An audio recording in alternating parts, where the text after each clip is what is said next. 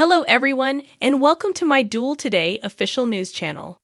I hope everyone is having a wonderful day.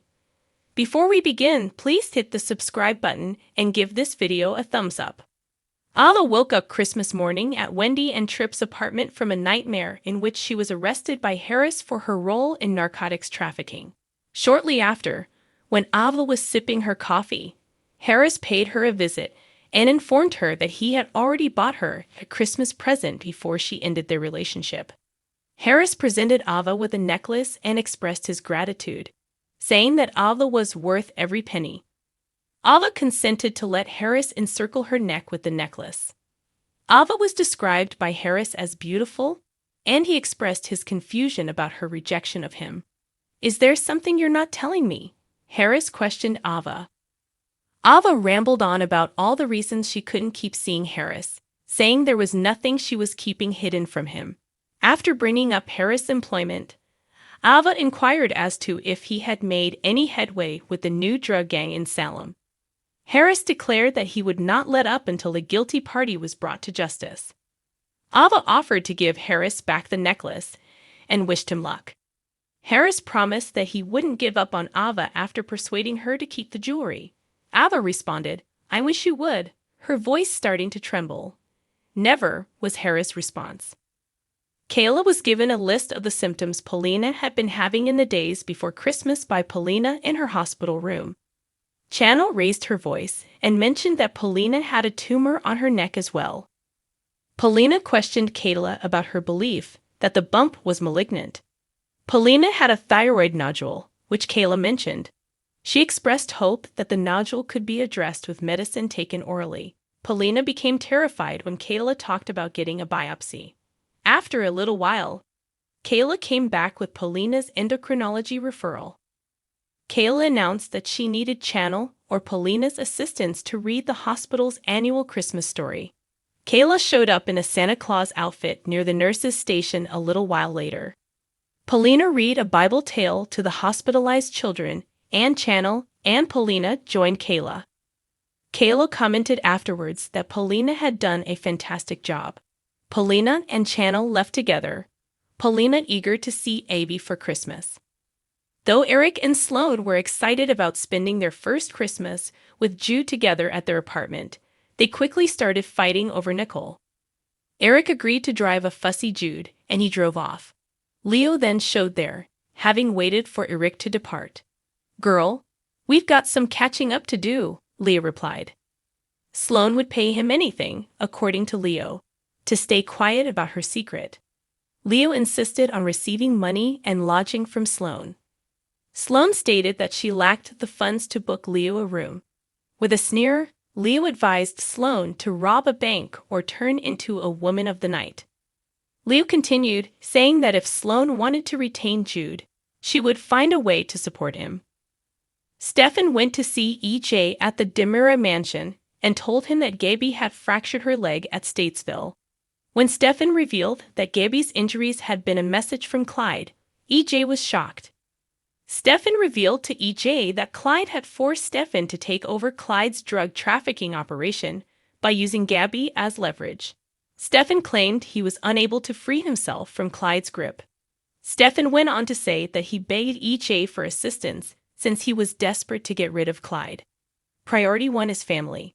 The family motto has always been that.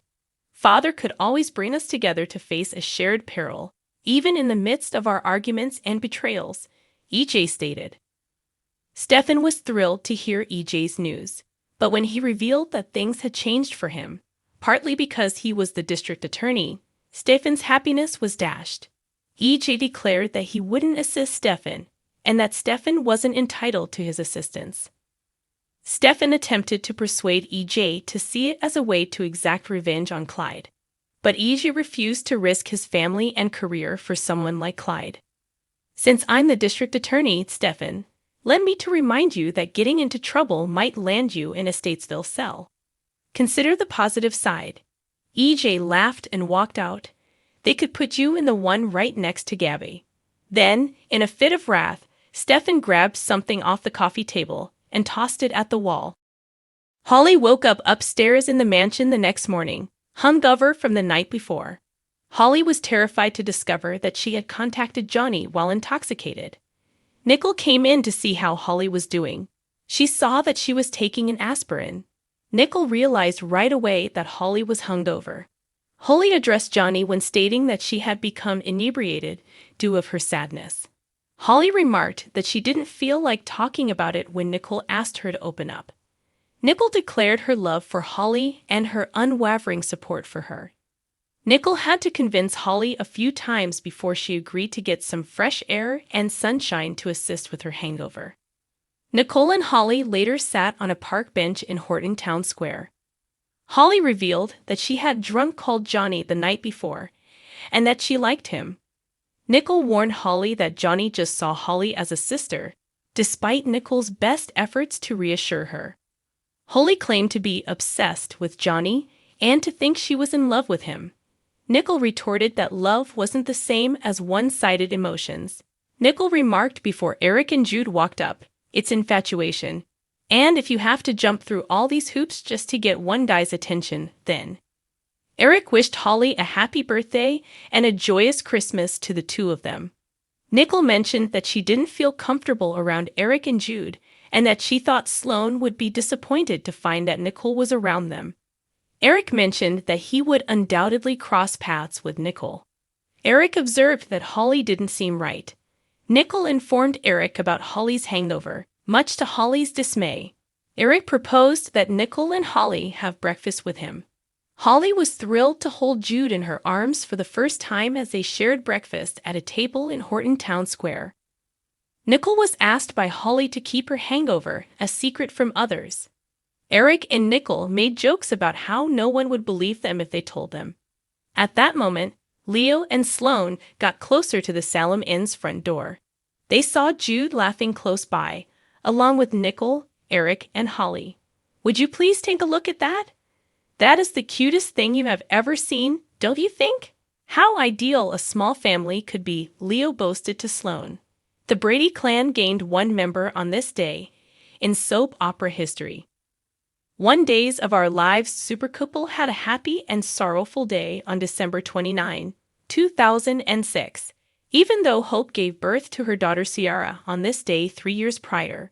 In 2009, the NBC soap opera moved the celebration of Hope's baby girl's birthday to July 16 by hosting a park party for the young Brady.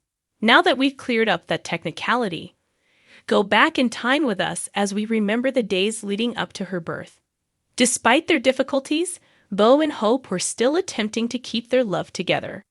A significant secret was disclosed just as she was beginning to accept his long-lost daughter Chelsea with Billy. Chelsea was the driver of the vehicle that killed their son Zach during a hit-and-run on New Year's Eve in 2005. After learning that Beau had given Chelsea permission to use the automobile that evening, Hope was unable to cope with the destruction and they split up. Thanks for watching if you like this video.